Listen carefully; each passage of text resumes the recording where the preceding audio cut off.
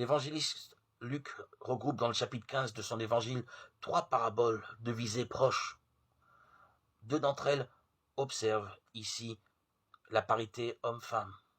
La troisième, les 2 fils, bien plus développée, retient généralement toute l'attention.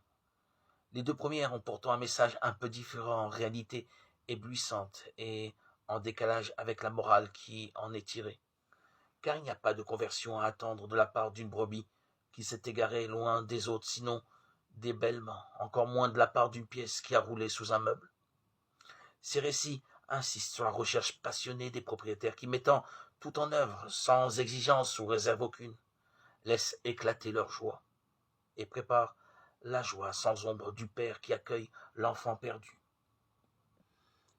Seigneur, moi qui vis en toi, moi qui ne vis plus, qui ne vis que par toi, Jésus-Christ, tu as détruit en moi l'ancien, l'homme ancien, pour créer cet homme nouveau à ton image.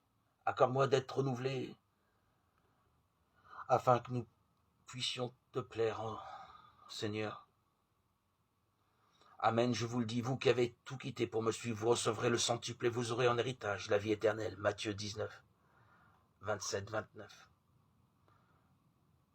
Je m'occuperai de mes brebis, je veillerai sur elles, dit le Seigneur, je susciterai à leur tête un seul berger, moi le Seigneur, je serai leur Dieu. Ézéchiel 34, 11, 23, 24. Seigneur, renouvelle sans cesse en moi cette image, l'image du Christ.